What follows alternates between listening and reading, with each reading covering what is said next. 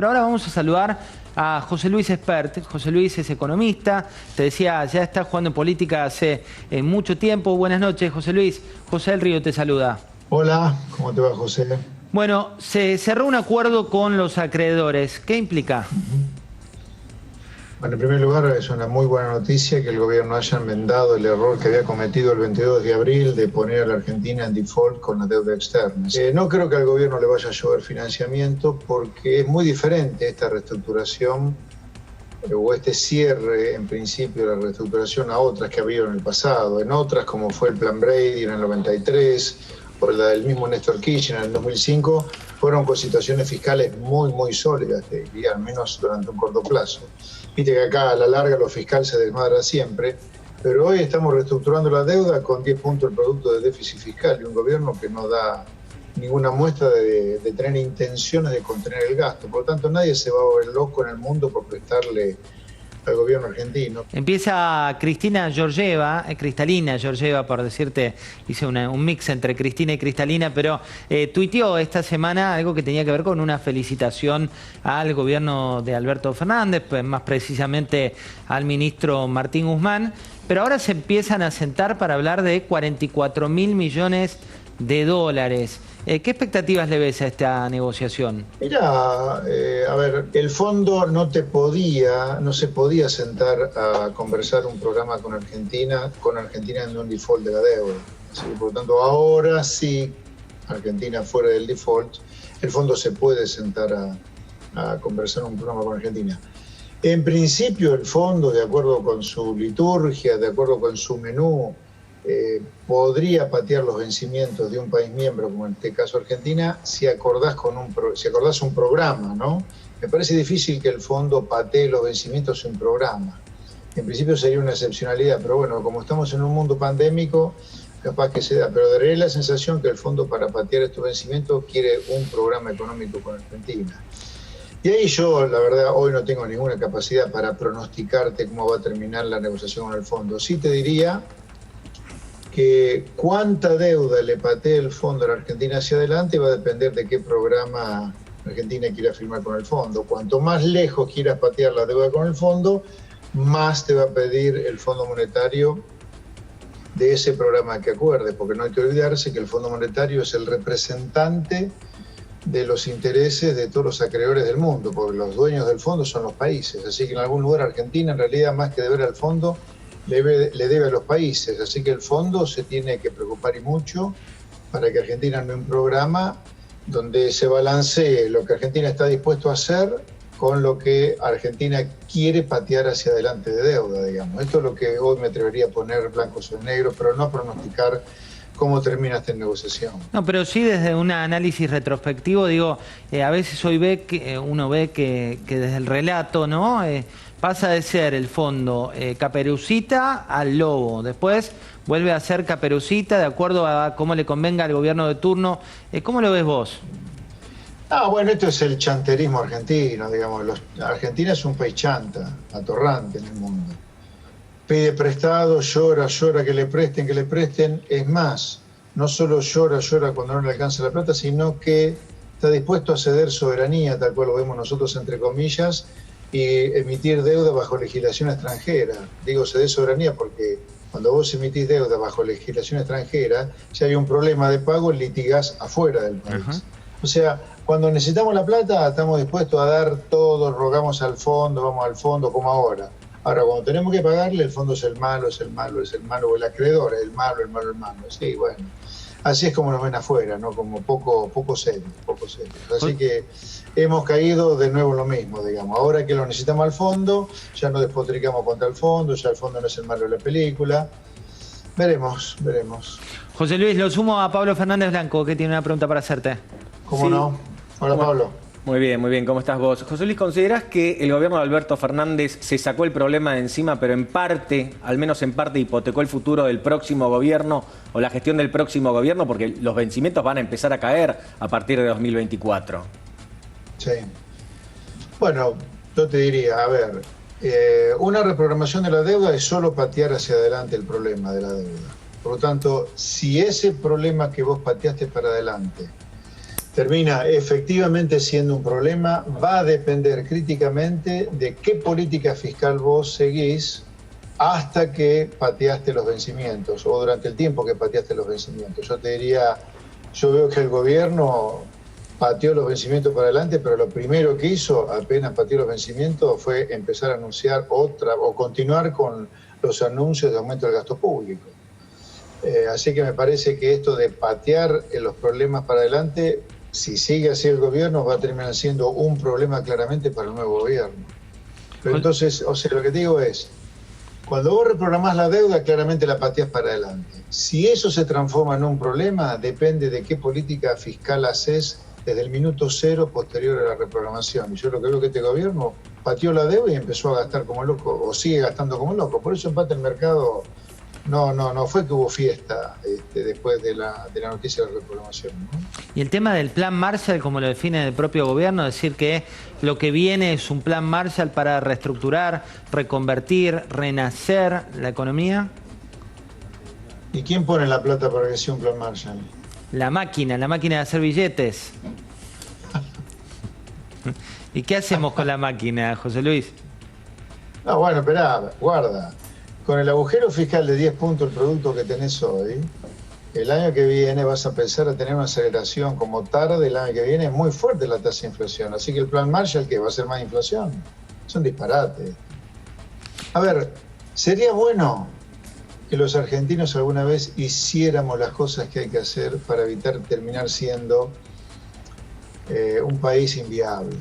¿Hay esperanza? Sí, por supuesto que hay esperanza. Dice el refrán, la esperanza es lo último que se pierde, pero en el caso de los países, yo no entiendo cómo Argentina no conecta que si vamos a tener 63% de los chicos pobres, como dice UNICEF a fin de año, cuando hace medio siglo teníamos 0% o casi 0% de los chicos pobres, y hace 50 años teníamos 0% de la población pobre y hoy tenemos de 40 rumbo a la mitad, no conectamos, digamos, no nos damos cuenta que algo mal estaremos haciendo. Es como, a mí me da la sensación que Argentina es como una persona que no se hace cargo de lo que le pasa. O sea, ¿hasta dónde vamos a seguir negando que hay algo que está mal, que estamos haciendo críticamente mal, para cortar con esto? ¿Hasta dónde queremos llegar? De pobreza, de miseria, de inseguridad, de droga, de proliferación de villas. ¿Hasta dónde?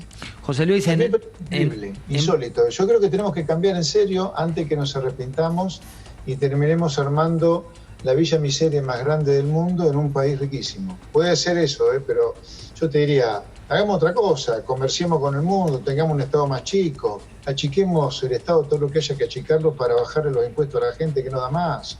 Tengamos otras leyes laborales y tenemos 6 millones de trabajadores trabajando en negro. ¿Cómo no va a cambiar las leyes laborales? En paralelo llegan nuevas leyes, vos hablabas de leyes laborales. Quiero compartir con vos un breve tape que tiene como protagonista a Mario Pergolini. Escuchá qué es lo que dice y después te consultamos tu opinión. Dale. Todo el mundo todavía no se sacó una ley de teletrabajo porque la están estudiando. ¿Por qué? Porque ponen a los empresarios, que son los que van a dar trabajo, pero se sigue pensando en trabajo y que cada trabajo la verdad, hacen todo para que el tipo que da trabajo no dé trabajo. Ustedes son unos imbéciles. En serio, son un grupo de imbéciles. Ya a esta altura creo que son en lugar de imbéciles. La verdad, hacen todo lo posible para que la gente no dé trabajo. Cada vez hacen más cosas para que no den trabajo. En serio, para mí ya están muy cerca de ser unos imbéciles, ya son. Pero ahí están a minutitos, Hacen cosas ya, bueno, después vemos cómo lo arreglamos. Ustedes son tarados, no se dan cuenta de lo que están legislando. Bueno, les dijo a lo expert, ¿no? Sí, estoy de acuerdo en lo que dije, en estas declaraciones de Pergolini, en estas particulares declaraciones, quiero que quede claro, para que no se me saque del contexto, estoy de acuerdo de 0 a 100%, 101%. José Luis. Sí, porque son parte del sistema, no puede ser que siempre estemos haciendo lo mismo, o sea, ¿hasta cuándo va a ser lo mismo? Yo creo que acá ya hay perversión y premeditación de la clase política profesional que nos gobierna desde hace tanto tiempo. Estos tipos que van saltando de un partido al otro con tal de no laburar nunca, como lo hace el grueso de la gente que nos está mirando, y viven de los impuestos que paga la pobre gente. O sea, es una cosa insólita. Aparece el teletrabajo como un atajo debido a la falta de trabajo en el medio de una cuarentena y ya lo dinamitan. Es de una perversión que raya lo que dice Pergolini, sí. Ahora, yo como persona que siempre estuvo preocupada por la decadencia argentina, digo, se puede cortar esta decadencia. Ahora, se puede cortar solo si hacemos algo diferente. La buena noticia es que lo que tenemos que hacer lo hace todo el mundo que le va bien. Y yo te digo de cosas elementales. A ver, me parece elemental que para que la gente pague por las cosas que compra un precio razonable y no el disparate que paga acá todo, vos tenés que tener empresarios que compitan con el mundo, no que cazan en el gallinero como acá, y las cosas además tienen que tener pocos impuestos adentro. Ahora, eso implica ponerte a comerciar con el mundo, abrir la economía al comercio y reducir el tamaño del Estado, todo lo que haya que reducirlo para que la gente pague menos impuestos. Y con las leyes laborales, repito, ¿cómo no va a cambiar las leyes laborales si tenés 6 millones de trabajadores en negro? ¿A qué le va a echar la culpa de 6 millones de trabajadores que trabajan en negro? ¿A la peluquera, al carnicero, al industrial? No, son las leyes laborales. Entonces, lo increíble es que nosotros con una realidad que nos trompea directamente, la mitad de la población de Argentina es pobre, 63% de los chicos van a ser pobres a fin de año, los niños. ¿Qué Argentina queremos armar? ¿Vos sabés lo que es tener 8 millones de chicos hoy que son pobres, con dificultades para adquirir conocimiento porque tienen mala alimentación? Por eso yo estoy de acuerdo con lo que dice Pergolini en esto. José Luis, lo sumo a Alfredo Sainz con una pregunta. Sí, ¿qué tal? Con el arreglo de la deuda se habla de que quedó muy fortalecida la posición de Martín Guzmán al frente del Ministerio de Economía. ¿Cómo evalúas la figura de Guzmán? ¿Crees que puede ser ese superministro de Economía que tanto le piden a una gente al gobierno? No superministro. No, a ver, superministro sería una persona. A ver, la condición necesaria y no suficiente para que hubiera un superministro es que fuera muy contundente previo a llegar a ser ministro de Economía sobre las cosas que hay que hacer, digamos. A ver, las pocas veces que Argentina tuvo superministro fue después de grandes desastres, como fue el Plan Austral, que llega con una Argentina casi en hiperinflación, como fue Cavallo, con una Argentina que salía de la hiperinflación, o como fue La Baña, cuando Argentina salía después de la peor crisis de la historia. Entonces, esos superministros se dieron en circunstancias críticas y además con mucha claridad, de equivocados o no, digamos, ¿no? Sobre lo que había que hacer. No me parece que sea el caso de Guzmán. José Luis, sumo a Sofi Terrile también con una pregunta. ¿Qué tal, José Luis? ¿Cómo le va? Por un lado tenemos la restricción externa de siempre, la falta de dólares. Por el otro lado, la desconfianza en el peso argentino. Por un lado también tenemos al Banco Central limitando la compra de dólares cada vez más y un poquito menos incentivando los instrumentos en pesos. Si usted estuviera a cargo de la política monetaria de la Argentina, ¿qué haría para recuperar la confianza en el peso hoy? Bueno, yo no estoy de acuerdo que haya restricción externa. El Banco Central, usted me dice, si yo fuera el presidente del Banco Central. Sí. Mire, el Banco Central está emitiendo el rajabonete como consecuencia del agujero fiscal monumental que hay, así que por lo tanto yo jamás sería presidente de un Banco Central que lo único que hace es apretar el botón de on para imprimir billetes, y nada más que imprimir billete, y por ahora los está encapsulando con un bono de deuda que se llama Relic, que es una bomba de tiempo, lo explotó a Macri, en algún momento lo va a explotar al gobierno de Fernández o a Miguel Pérez, el presidente del Banco Central, así que no sería presidente de un Banco Central que lo único que hace es apretar play o on para emitir billetes. José Luis, hablabas de este rajabonete. Bueno, de hecho, esta semana el Banco Central emitió inclusive un comunicado hablando de lenguaje inclusivo como una de sus estrategias.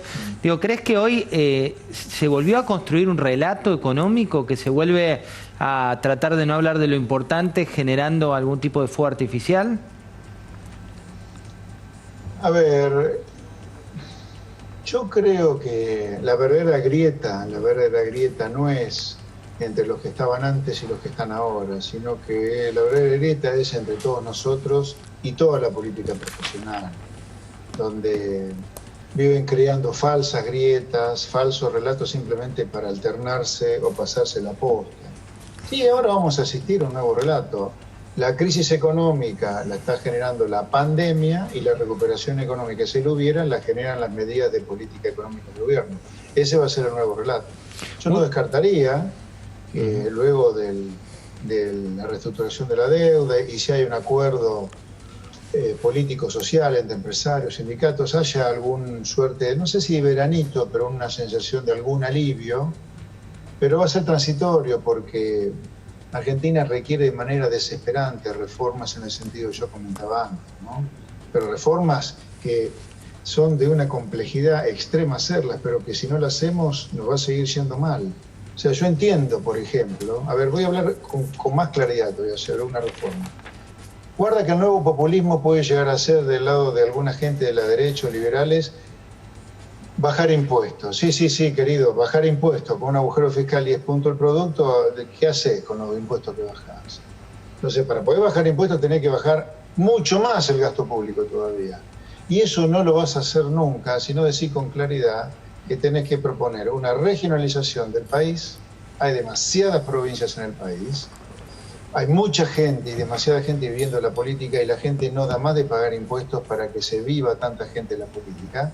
Y tenés 1,5 millones de empleados públicos, que hay que decirlo, que son una estafa para el buen empleo público, que cobra menos de lo que cobraría si no estuvieran estos chantas robándole la plata. Y el día que le pagues razonablemente bien al buen empleo público, tenés que bajar impuestos a la pobre gente de laburo. Porque no hay derecho a cobrarle impuestos a la gente de trabajo para financiar un ñoque o un militante del partido que sea. Vos tenés que plantear que tenés 1,5 millones de tipos, lo tenés que despedir gradualmente del Estado. Para algún día, que el buen empleo público que hay, cobre lo que tiene que cobrar y el día que te sobre, bajes impuestos. Previamente bajar el déficit además, ¿no? Y vos mientras tengas fascinerosos como muchos tenés en el norte del país manejando provincias, impresentables como Infran, como Capitanich, donde no recaban un solo peso a nivel local y toda la fiesta de gasto público de ellos lo financian bonaerenses, cordobeses, santafesinos y mendocinos, así no es. ¿A vos te parece justo que haya un pobre laburante de la provincia de Buenos Aires reventándose, pagando bienes personales por una casita, ganancias porque ganó 2 pesos para que usufructuen personajes siniestros como Capitanich? A mí me parece muy injusto. A nosotros que nos gusta decir que somos un pueblo de gente justa, no, eso es injusto. Si Capitanich quiere hacer la fiesta que se hace con el gasto público, que la financie él cobrando el impuesto a los chaqueños, no lo va a poder hacer. Por eso hay que eliminar la coparticipación, y si eso implica que hay provincias que se tienen que regionalizar o fusionar o no se pueden bancar solas, que se haga. Pero ha llegado el momento de pensar en serio en la gente. Ahora, pensar en la gente, dada la perversión del sistema, implica ir contra intereses muy gordos, ¿no? Pero no hay solución si no vas contra ello. Es como con las leyes sindicales. Pablo Moyano dijo que me quiere ver preso por pedir la flexibilidad laboral. Pero yo lo quiero ver preso a él por cortar la salida de los centros de almacenamiento y que las empresas funcionen, no porque hace algo que no me gusta, hace algo que viola la Constitución Nacional. Clarísimo, José Luis, muchas gracias por esta entrevista. Muy buenas noches. Chau. José Luis Espert.